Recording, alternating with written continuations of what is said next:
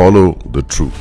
கர்த்தருடைய பரிசுத்த நாமத்திற்கு ஸ்தோத்திரம். ஒரு கிராமத்துல 30 வயது மதிக்கத்தக்க ஒரு வாலிபன் தன் மனைவியோடு 2 குழந்தைகளோடு வசித்து வந்தான். கிராமத்துல பஞ்சத்தின் காரணமா வேலை இல்லாம நகரத்தை நோக்கி செல்ல வேண்டிய கட்டாயத்துக்கு வந்தான். அப்படி நகரத்துல வேலை செய்து கொண்டிருந்த சில நாட்களிலேயே இந்த கொரோனா வியாதியினால லாக்டவுன் அறிவிக்கப்பட்டு விட்டுருச்சு. அதனால அவனுக்கு வேலையும் இல்லாம அங்க தங்குவதற்கும் இடம் இல்லாம ஒரு நாள் கிராமத்துக்கே திரும்பி போகலாம் என்று சொல்லி தன் மனைவி பிள்ளைகளோட ஒரு மரத்தடியில உட்கார்ந்துருந்தான். அப்போ அந்த வழியாக வந்த ஒரு போலீஸ் அதிகாரி அவர்களை பார்த்துட்டு, நாட்டுல சட்டம் போட்டிருக்காங்க எல்லாரும் வீட்டுல இருக்கணும்னு சொல்லிட்டு நீங்க இப்படி ரோட்ல உட்கார்ந்துருக்கீங்களே, உங்கள் வீட்டுக்கு கிளம்பி போங்க அப்படின்னு சொல்லி கடினமாக பேசினார். அப்பதான் அவர் கவனித்தாரு, அந்த பிள்ளைகள் அவங்க கணவன் மனைவி எல்லாரும் கண்ணீரோடு அமர்ந்திருப்பதை பார்த்தாரு.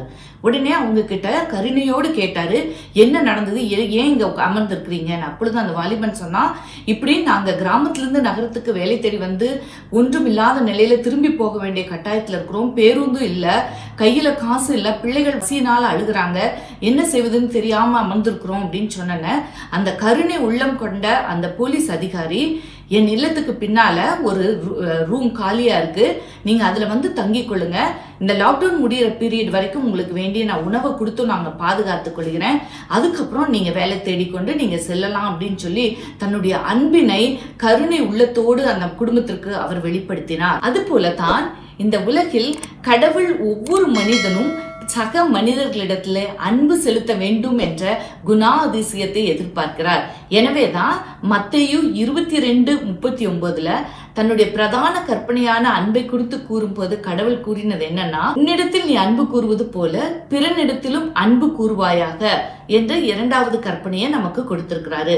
சக மனிதரிடம் நம்ம எப்படி அன்பு செலுத்த வேண்டும் என்பதை அவர் வாழ்ந்து காட்டினது மாத்திரம் இல்லாம நம்ம எப்படி வாழ வேண்டும் என்று ஊமைகள் மூலமாக கற்றுக் கொடுத்தார்.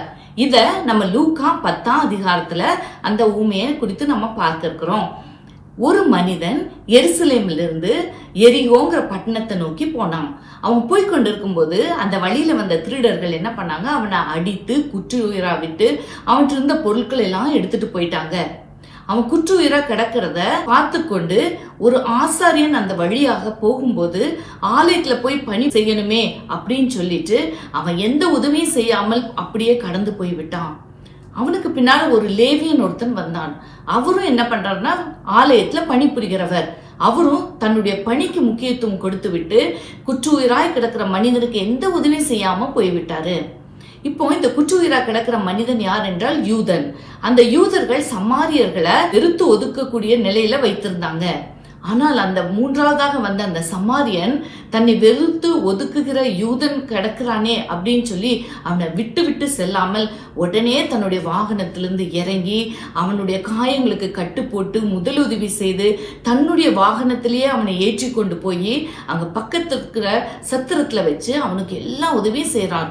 அடுத்த நாள் அவர் கிளம்பி போகும்போது அந்த சத்திரத்தினுடைய முதலாளி கிட்ட சொல்லிட்டு போறாரு, இந்த மனுஷனை நல்லா பாத்துக்கோங்க, இவருக்கு என்ன செலவானாலும் நீங்க எல்லா உதவிகளையும் செய்யுங்க, நான் உங்களுக்கு திரும்ப கொடுக்கிறேன் அப்படின்னு சொல்லி அந்த மனிதனை அவர் கிட்ட ஒப்படைத்து விட்டு போனார்.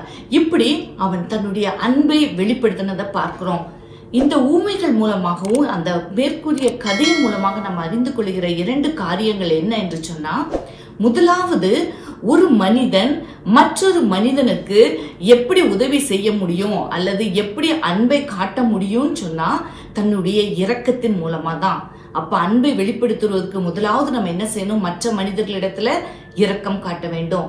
2வது காரியம், நான் கடவுள் இடத்துல அன்பு செலுத்துறேன், நான் கடவுளை மிகவும் நேசிக்கிறேன் என்று ஒரு மனுஷன் சொல்லுவானா அவன் செய்ய வேண்டிய கடமை என்னன்னா மற்ற மனிதர்களுக்கு இரக்கம் செய்வதுதான்.